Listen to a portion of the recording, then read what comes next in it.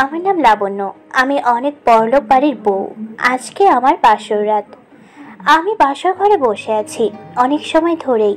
আমার শ্বশুরমশাই এই শহরের ভিতরে ধনীদের মধ্যে একজন, আর তাদের একমাত্র ছেলে নীল। অনেক আশা নিয়ে আমার শ্বশুর আমাকে এই বাড়ির বউ করেছেন। আমার বাবা তার খুব ছোটবেলার বন্ধু। নীল ছোটবেলা থেকেই অনেক অসভ্য। সে তার জীবনে এমন কোনো কাজ নেই করেনি, শুধু মানুষ খুন করা ছাড়া। একভাবে বাবার টাকা উড়িয়েছে আর বন্ধুদের নিয়ে ফুর্তি করেছে। তার গার্লফ্রেন্ড বদলানো ছিল খুব সামান্য জিনিস। আমার শ্বশুর খুব বিরক্ত নিজের ছেলের উপরে। আপনারা ভাবছেন আমি এত কিছু জানার পরও কেন এই বিয়েতে রাজি হলাম? শুধু আমার শ্বশুর মশাইয়ের চোখের পানি দেখে।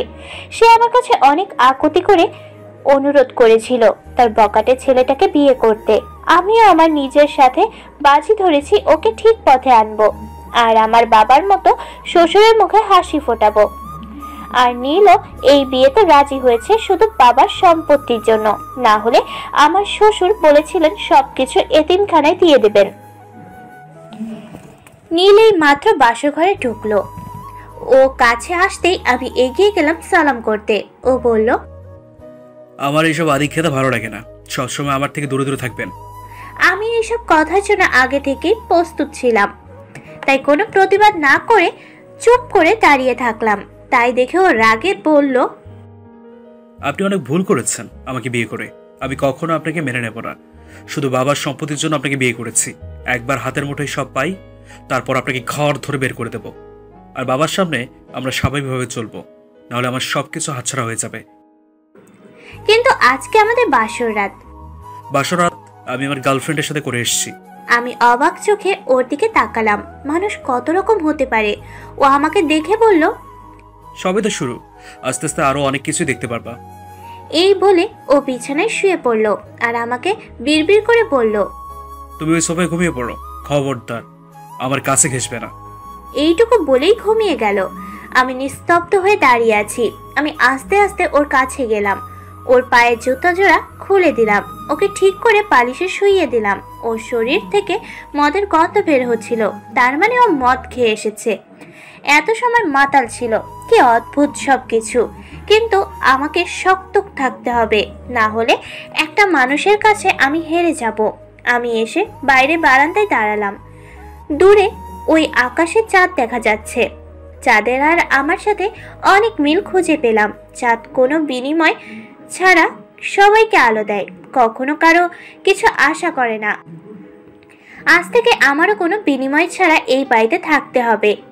চাঁদ একা একা তো ভালোই আছে, তবে আমি কেন পারবো না? দেখতে দেখতে সকাল হয়ে গেল। কখন সকাল হয়েছে কিছুই টের পেলাম না। রুমে গিয়ে দেখলাম নীল ছোট বাচ্চাদের মতো করে ঘুমিয়ে আছে। ওর ঘুমন্ত চেহারা দেখতে অনেক ভালো লাগছিল। আমি জানি না কখনো ওর কাছে আমার মর্যাদা পাবো কিনা। সকালে নাস্তার টেবিলে সবাই বসে আছি। আমার শ্বশুর বললেন, বৌমা, নীল অনেক বেলা করে ঘুম থেকে ওঠে, তুমি আমাদের সাথে নাস্তা সেরে নাও। এখন থেকে আমরা সবাই একসাথে নাস্তা করব। যাও মা, নীলকে দেখে নিয়ে এসো। আমি আস্তে করে রুমে গেলাম, কিন্তু কি বলে ডাকবো কিছু ভেবে পাচ্ছি না। হঠাৎ পানির দিকে চোখ গেল। আমি ওর মাথায় পানি ঢেলে দিলাম। ও হুড়মুড় করে লাফ দিয়ে উঠে বসলো। আমাকে বলল, এটা কি হলো? কি করব, বাবা ডেকেছে নাস্তা করতে, তাই ডাকতে এসেছি। আর আপনাকে তো টাচ করা যাবে না, তাই এই পদ্ধতি বের করলাম। আমি কিন্তু এসব মোটেই পছন্দ করি না। মা আসতে পারতো আমাকে ডাকতে। চত্ব সব। এই বলে নীল ওয়াশরুমে ঢুকলো। আমার অনেক হাসি পাচ্ছিল। আমি মনে মনে বললাম, ঘুঘু দেখেছো, ফাঁদ দেখোনি চান্দু? আমি টাইট দেবো, একদম লাঠির মতো সোজা হয়ে যাবে। আমরা সবাই নাস্তা করতে লাগলাম। এমন সময় আমার শ্বশুর নীলকে বলল, তোদের হানিমুনটা সেরে একবারে আমাদের সব কাজ বুঝে নে। আমি আর কত সামলাবো, বয়স হয়েছে। বাবা, আবার হানিমুন কেন? কি বলিস, বিয়ে করেছিস, হানিমুন করবি না? এবার আমার দিকে তাকিয়ে বলল, তুমি কি বলো বৌমা? জি বাবা, আপনি ঠিক বলেছেন। এই বলে আমি নীলের দিকে তাকালাম। দেখলাম ও আমার দিকে কটমট করে তাকিয়ে আছে। আমি বললাম, নীলে যদি কোনো সমস্যা থাকে তাহলে থাক। নীল অনেকটা বাধ্য হয়ে বলল, না না, ঠিক আছে, আমি যাব, অবশ্যই যাব। নীল রুমে এসে আমার দিকে কটমট করে তাকিয়ে বলল, তোমার এত সাহস হলো কি করে? হ্যাঁ, আমার সাথে হানিমুন করার অনেক শখ, তাই না? বাবার সামনে ছিল, না হলে আজকেই তোমাকে এক চড়ে সব দাঁত ফেলে দিতাম। আমাকে শুধু শুধু বকছেন কেন? আপনি বাবাকে না বলতে পারতেন। চুপ, আমার কথার উপরে কথা বলবো না। ভয় তো একটাই, সম্পত্তিগুলি একবার হাতে পেয়ে যাই। এমন সময় নীলের ফোন বেজে উঠল। আমার দিকে আর চোখে একবার তাকিয়ে বারান্দায় চলে গেল। হয়তো ওর গার্লফ্রেন্ড ফোন করেছে। আমি রুমে বসে আছি, আমার কানে ওদের কথা অল্প অল্প ভেসে আসছিল। আমি ভালো করে বুঝতে পেরেছিলাম দুজনে কতটা রোমান্টিক কথা হচ্ছে। আমি মনে মনে ঠিক করলাম, দাঁড়াও, কাঁটা দিয়ে কাঁটা তুলতে হবে। যদিও আমার শ্বশুর আমাকে সবকিছু করার অনুমতি দিয়েছিলেন, শুধু ছেলেকে ঠিক পথে আনার জন্যে। ও রুমে ঢুকতেই আমি ফোন কানের কাছে নিয়ে বললাম, আমি জানি বাবু তুমি আমাকে কতটা মিস করছো। কোনো চিন্তা করো না, আমি তাড়াতাড়ি তোমার সাথে দেখা করব, ঠিক আছে? বাই। আমি আর চোখে তাকিয়ে দেখলাম নীল হা করে তাকিয়ে আছে। আমি ওর দিকে তাকাতে ও বলে উঠল, বাহ, খুব ভালো। একজন স্ত্রী হয়ে এভাবে অন্য লোকের সাথে কথা বলতে লজ্জা লাগে না? দেখুন, আমি এখনো স্ত্রীর মর্যাদা পাইনি। আমি এই কথা বলতেই ও হনহন করে চলে গেল। আমি মনে মনে বললাম, যাক, ঔষধ কাজে লেগেছে। ছেলেদের এই একটা ভীষণ দোষ, নিজেরা যা ইচ্ছে তাই করে, কিন্তু বউ খুঁজে ফেরেশতার মতো। এখন অনেক রাত, নীল এখনো বাসায় ফেরেনি। আমি কয়েকবার ফোন করেছি, বিজি পেয়েছি। আমার শ্বশুর শাশুড়ি অনেক আগেই খেয়ে শুয়ে পড়েছেন। আমি আসার আগে শাশুড়ি রাত জেগে অপেক্ষা করতেন। আজকে আমি জোর করে পাঠিয়েছি তাকে। আমি এখনো রাতের খাবার খাইনি, নীলের জন্য বসে আছি একসাথে খাবো বলে। যদিও জানি নীল আমাকে কখনো খেতে বলবে না, বা আমি না খেয়ে থাকলে মুখে খাবার তুলে দিবে না। আমি এইসব ভাবতে ভাবতে নীল এলো। আমি তাড়াতাড়ি করে দরজা খুলে দিলাম। ও কোনো কথা না বলে রুমে চলে গেল। আমি নীলকে বললাম, আপনি আসুন, আমি খাবার দিচ্ছি। ও বলল, আমি খেয়ে এসেছি, আমার ক্ষুধা নেই। আমি কিছু না বলে খাবারগুলি তুলে রেখে দিব এমন সময় তাকিয়ে দেখলাম আমার শ্বশুর আমার পেছনে দাঁড়িয়ে। আমি দেখলাম তার চোখে পানি টলমল করছে। আমি নিজেকে স্বাভাবিক রেখে বললাম, বাবা, আপনি এত রাতে উঠে এলেন কেন? কিছু লাগবে আপনার? আমার শ্বশুর মাথায় হাত দিয়ে বললেন, মারে, এই বুড়ো ছেলেটার জন্য তুই তোর জীবনটাকে শেষ করে দিলি। আমি হেসে দিয়ে বললাম, আমার এই বুড়ো ছেলেটা আমার পাশে থাকলে আমার আর কোনো কিছুর দরকার নেই। সকালবেলা আমরা সবাই নাস্তা করছি। শুধু সকালেই নীলকে নাস্তা টেবিলে পাওয়া যায়। নীলকে শ্বশুর বললেন, তোদের হানিমুন করার টিকিট কেটেছি কক্সবাজার, খুব সুন্দর জায়গা। তোমার মাকে নিয়ে আমিও ওইখানে হানিমুন করতে গিয়েছিলাম। এই বলে আমার শ্বশুর হাসতে লাগলো। হয়তো অতীতের কিছু মনে পড়ছিল, আমি ভালো করে বুঝতে পারছিলাম। আমার শ্বশুর ইচ্ছে করে সবকিছু তাড়াহুড়ো করে করেছেন। নীল বলল, ঠিক আছে বাবা। নীল ঘরে আসতেই আমি বললাম, আমার কিছু কেনাকাটা করতে হবে। সেটা আমাকে বলো লাভ নেই, মাকে গিয়ে বলো। মা বলেছে যেতে পারবে না, আজকে শরীর ঠিক নেই। দেখো, আমার এই সব একদম পছন্দ না। ঠিক আছে, আমি একাই যাব। আচ্ছা ঠিক আছে, যাও, তৈরি হয়ে নাও, কিন্তু একটা শর্ত আছে। আমি অবাক হয়ে জিজ্ঞেস করলাম, কি শর্ত? তুমি আমার থেকে 2 হাত দূরে থাকবে, মনে থাকবে? মনে থাকে যেন। ঠিক আছে। এই প্রথম আমি আর নীল বাইরে বের হলাম। কি যে ভালো লাগছে। যদিও নীল আমার থেকে অনেক দূরে, তাতে কি, সাথেই তো যাচ্ছি। আমি ঘুরে ঘুরে সব কেনাকাটা করছি, আর নীল দূরে দাঁড়িয়ে একটার পর একটা সিগারেট খাচ্ছে আর ফোনে কথা বলে যাচ্ছে। আমি মাঝে মাঝে অবাক হয়ে যাই, একটা মানুষ এত কথা ফোনে বলে কি করে? ও এমন ভাব করছে আমি যেন ওর অপরিচিত। আমি টুকটাক সবার জন্য কেনাকাটা করলাম। অনেক পছন্দ করে নীলের জন্য একটা ঘড়ি কিনলাম। মনে মনে ভাবলাম, এইটা নীলকে দিলে অনেক খুশি হবে। আমার কেনাকাটা শেষ হয়েছে বুঝতে পেরে নীল বিল দিয়ে গাড়িতে উঠলো। আমি ওর থেকে কিছুটা দূরত্ব রেখে বসলাম। একটু পর আমি ঘড়িটাকে বের করে ওর দিকে ধরলাম। ও জিজ্ঞাসার দৃষ্টিতে আমার দিকে তাকালো। আমি বললাম, আপনার জন্য এটা কিনলাম, অনেক সুন্দর ঘড়ি। নীল কিছু না বলে চুপচাপ রইল। আমি মনে মনে খুশি হলাম খুব। গাড়ি আমাদের বাসার সামনে নামতেই ও গাড়ি থেকে নেমে ড্রাইভার চাচাকে বলল, চাচা, এটা আপনার জন্য, এই ঘড়ি আপনার হাতে ভালো বানাবে। এই বলে আমার দিকে তাকিয়ে বলল, এত সস্তা দামের ঘড়ি এই নীল পরে না, আর কখনো আমার জন্য এত আধিক্যতা দেখাতে আসবে না। আমি তোমাকে এই বাড়ির কেউ বলে মনে করি না। আর হ্যাঁ, তোমাকে আমি মার্কেটে নিয়ে গেছি বলে ভেবো না আমি তোমার প্রেমে পড়েছি। শুধু বাবাকে খুশি করার জন্য। এই বলে নীল চলে গেল। সেদিন আমার কষ্টে মনে হচ্ছিল আমি হয়তো মরে যাব। কেন আমার সাথে এমন হচ্ছে? নীল কোনো দিন কি আমাকে বুঝবে না? আমাকে দেখে আমার শাশুড়ি বলল, তোমার কি হয়েছে বৌমা? চোখ মুখ ফোলা কেন? নীল কিছু বলেছে? না মা, কিছু না। বাইরে থেকে আসলাম তো, এই জন্য এমন লাগছে। একটু রেস্ট নিলে ঠিক হয়ে যাবে। এই বলে তাদের জন্য আনা গিফটগুলি দিলাম। অনেক খুশি হয়েছে আমার শ্বশুর শাশুড়ি। এইটা বা আমার জন্য কম কিসের? তাদের সুখ, তাদের মুখের হাসি তো দেখতে পাচ্ছি। সকাল থেকে রেডি হচ্ছি। আজকে আমি আর নীল কক্সবাজার যাচ্ছি। যদিও আমাদের কারো মনে এই নিয়ে কোনো ফিলিংস নেই। আসলে আমরা দুজনই ভালো অভিনয় করছি। আমি করছি নীলকে নিয়ে ভালোবাসার অভিনয়, আর নীল করছে ওর বাবার সম্পত্তি হাতিয়ে নেওয়ার অভিনয়। আমি সবকিছু গুছিয়ে নিয়েছি, কিন্তু নীল এখনো রেডি হয়নি, কারণ ওর কিছুই খুঁজে পাচ্ছে না। আর আমার সম্পূর্ণভাবে নিষেধ ওর কিছু ধরা। আমি মনে মনে বললাম, এইবার মজা বুঝুক কেমন লাগে। নীল চেঁচিয়ে যাচ্ছে আর বলছে, মা মা, আমার জিনিসগুলো খুঁজে পাচ্ছি না, এমনিতে দেরি হয়ে যাচ্ছে। বৌমা তুমি একটু দেখো ও কি কি পারছে না। আমার হাতে একটা ঝামেলার কাজ রয়েছে। আসলে তিনি ইচ্ছে করে আমাকে পাঠালেন। আমি কাছে যেতেই নীল বলল, তুমি কেন এসছো? মা কোথায়? আমাকে পাঠালেন। এই বলে আমি ওকে সবকিছু গুছিয়ে দিলাম। আমি আর নীল গাড়িতে উঠলাম। আমাদের গাড়ি কক্সবাজারের উদ্দেশ্যে রওনা দিল। কি যে সুন্দর চারিদিক! আমি মুগ্ধ চোখে চারদিক দেখছি। নীল আমার পাশেই বসা। না বসে উপায় নেই। দেখতে দেখতে অনেক রাত হলো। সারা গাড়িতে নীল কখনো ফোনে কথা বলেছে, কখনো গেম খেলেছে। আমরা রাতের খাবার খেয়ে নিলাম। দুজনেই চুপচাপ।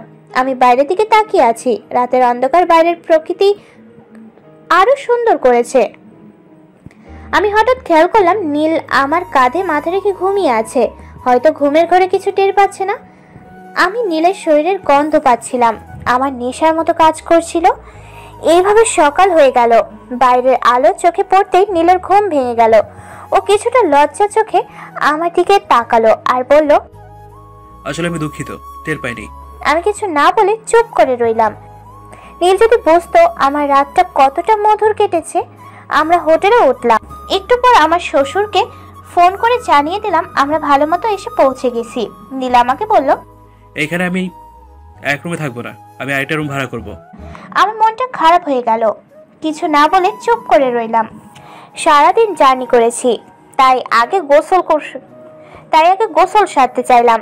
আমি কাপড় নিয়ে ওয়াশরুমে ঢুকলাম, কিন্তু ভেতরে একটা তেলাপোকা দেখে ভয়ে চিৎকার করে নীলকে এসে জড়িয়ে ধরলাম। নীল হা করে তাকিয়ে আছে আমার দিকে। আমি নীলকে জড়িয়ে ধরতেই ও আমাকে জোরে একটা চর দিয়ে ধাক্কা মেরে খাটের উপরে ফেলে দিয়ে বলল, তোর এত বড় সাহস হলো কি করে, হ্যাঁ, আমাকে স্পর্শ করার? এখানে আমি যা বলবো তাই হবে, আর কখনো আমাকে স্পর্শ করলে তোকে খুন করব। আমি নীলের কথা শুনে চমকে উঠলাম। আমি জানতাম নীল খারাপ, কিন্তু এতটা জঘন্য খারাপ ধারণার বাইরে ছিল।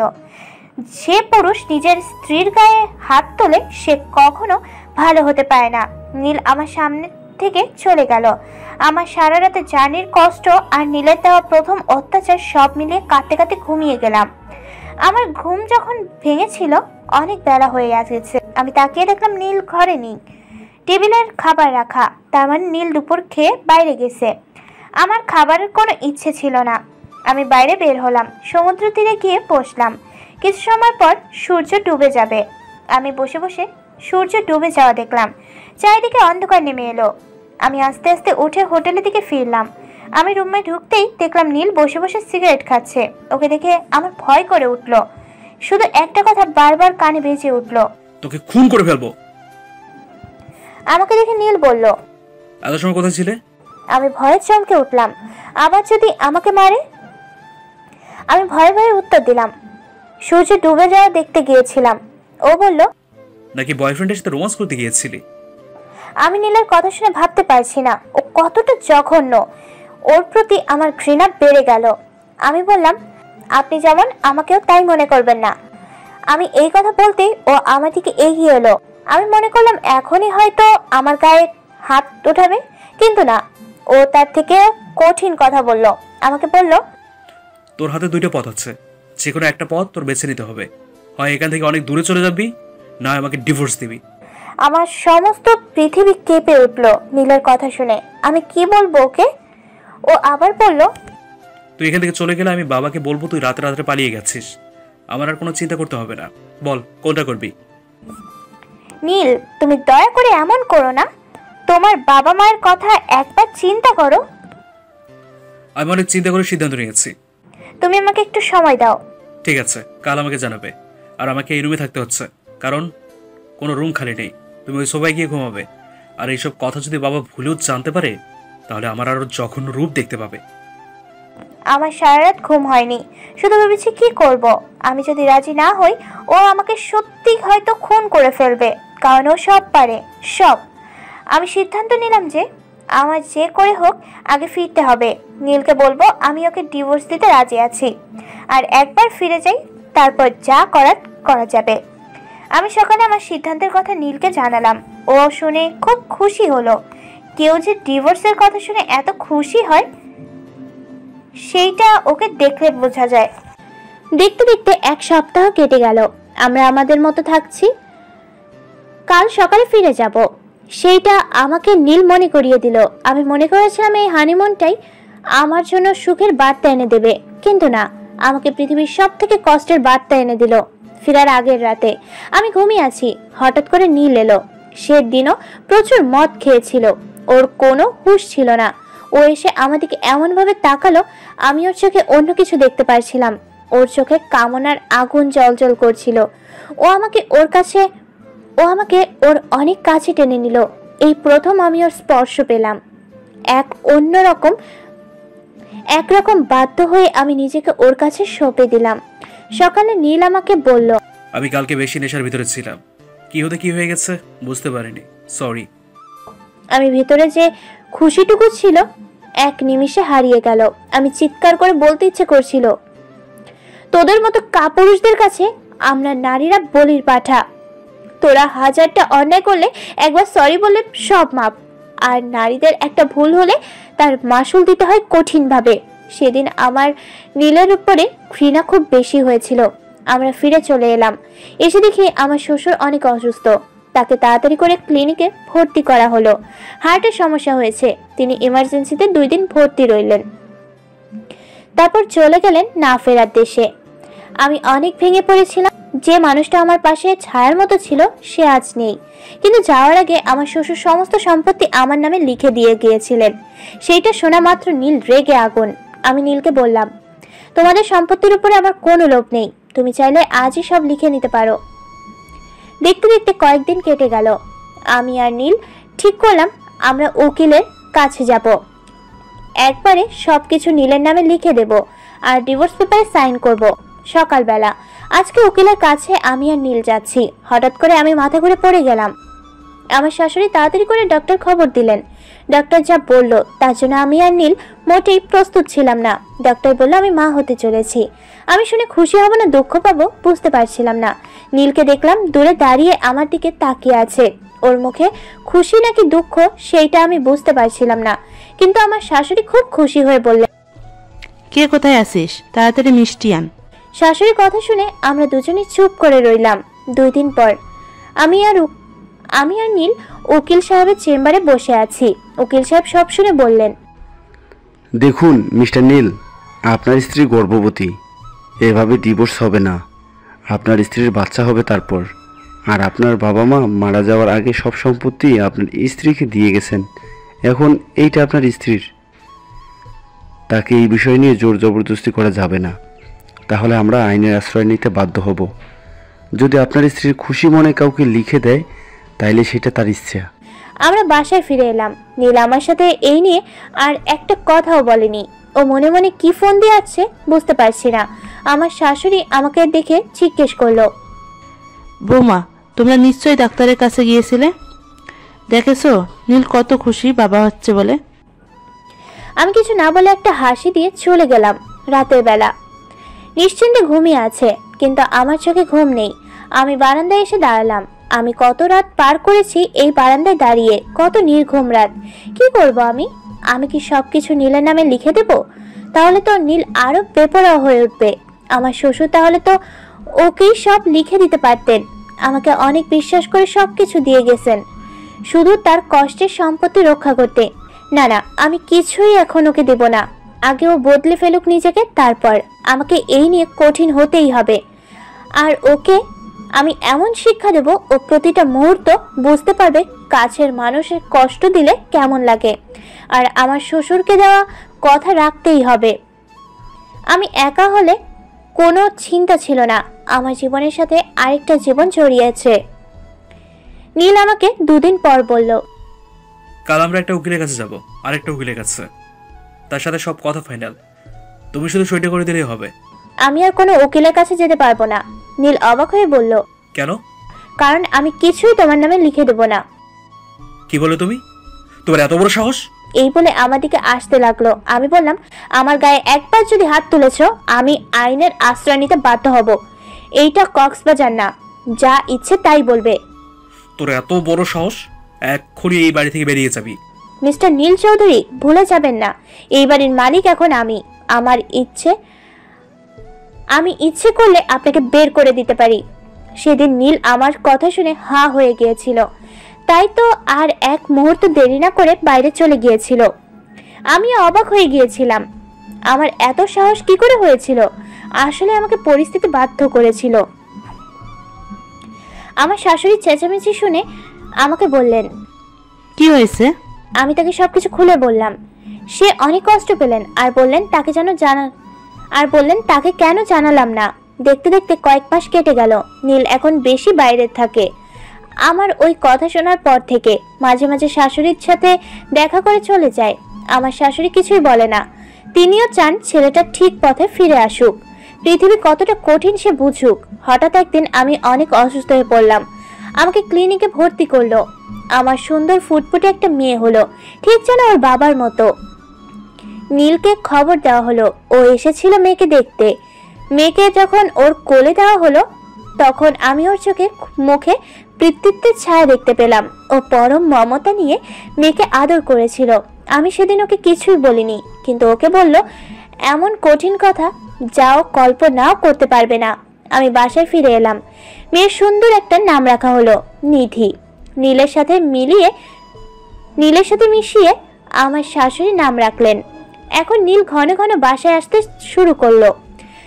আর আমি মনে মনে এইটাই চাইছিলাম, ওর মায়া হোক মেয়ের জন্য বেশি বেশি, কিন্তু আমার সাথে কথা বলে না। আমি ওর চোখে মুখে অনুশোচনা দেখতে পাই। একদিন নীল এসেছে বুঝতে পেরে আমি নিধিকে ইচ্ছে করে কাঁদালাম। আমি চুপচাপ বসে বসে ওর কান্না দেখছি। নীল মেয়ের কান্না শুনে অস্থির হয়ে গেল। আমি আরো ইচ্ছে করে চুপ করে রইলাম। এমন সময় নীল ছুটে এলো, আমাকে বলল, লাবণ্য, কি হচ্ছে এটা? তুমি কি ইচ্ছে করে কাঁদিয়ে যাচ্ছ? তাতে আপনার কি মিস্টার নীল চৌধুরী? আমার কি মানে? এটা আমার সন্তান। আমি জোরে জোরে হেসে দিয়ে বললাম, এটা আপনার সন্তান? ভুলে গেছেন সেই দিনের কথা, যেদিনটা আপনার কাছে একটা ভুল ছিল? এটা তো আপনার ভুলের ফসল। ভুলের ফসলকে ভুলে গেলেই ভালো হয়। এবার চুপ করো, আবার অনেক শাস্তি হয়েছে। আমি এখন তোমাদের নিয়ে থাকতে চাই। কিন্তু আমি তাও চাই না। আপনার সম্পত্তি ফিরিয়ে দিয়ে আমার মেয়ে নিয়ে চলে যাব, আর যাওয়ার আগে আপনি আপনার ডিভোর্স পেপার পেয়ে যাবেন। আমার কথা শুনে নীলের চোখে পানি টলমল করছিল। ও কিছু না বলে চলে গেল। কিছুদিন পর নীল আসতেই আমি একটা পেপার ওর দিকে দিলাম। ও আমাকে বলল, কি এটা? ডিভোর্স লেটার, সই করে দেন। আমি আপনার জীবন থেকে সরে যাব আমার মেয়েকে নিয়ে। ও শোনা মাত্রই আমাকে জড়িয়ে ধরে কাঁদতে লাগলো। কাঁদতে কাঁদতে আমাকে বলল, লাবণ্য, আমি তোমাকে ছাড়া বাঁচবো না। আমার যথেষ্ট শাস্তি হয়েছে, তুমি আমাকে ক্ষমা করে দাও। আমারও চোখের পানিতে নীলের জামা ভিজে যাচ্ছে। তারপর ও আবার বলল, দেখো, তোমার দেয়া ঘড়ি আমি অনেক আগে ড্রাইভার চার্জ থেকে নিয়েছি। আমি তোমাদের সবাইকে নিয়ে সুখে থাকতে চাই। বলো বলো, আমাকে ছেড়ে চলে যাবে না? এবার আমি নীলকে জড়িয়ে ধরে জোরে জোরে কাঁদতে লাগলাম।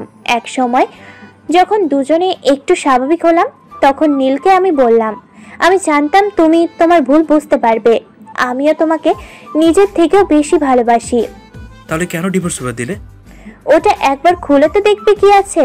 নীল ওটা খুলে অবাক হয়ে বলল, মানে আজকে আমার জন্মদিন আর তারই শুভেচ্ছা কার্ড? আমার মিষ্টি বাবুর আপু। আর আমাকে কষ্ট দেওয়ার জন্য বাবুর আম্মুর আজকে অনেক শাস্তি পেতে হবে। এই বলে নীল আমাকে জড়িয়ে ধরতে এলো। আমি বললাম, আমাকে অনেক কাঁদিয়েছো, আগে প্রতিশোধ নেব, তারপর তোমার কথা শুনবো। আমার কথা শুনে নীল চেঁচিয়ে উঠে বলল, লাবণ্য, ওই যে দেখো দেখো তেলাপোকা। আমি চিৎকার দিয়ে নীলের বুকের উপরে পড়লাম। নীল হেসে দিয়ে বলল, এভাবে থাকো, একটু নড়বে না। এই বলেই শক্ত করে ধরলো। আমি এবার ওর চালাকি ধরে ফেললাম। লজ্জা পেয়ে ওর বুকে ধরম ধরম কিল দিতেই ও আরো জোরে হেসে দিল। আমি নীলের শরীরের উষ্ণতায় ধীরে ধীরে তলিয়ে যেতে লাগলাম।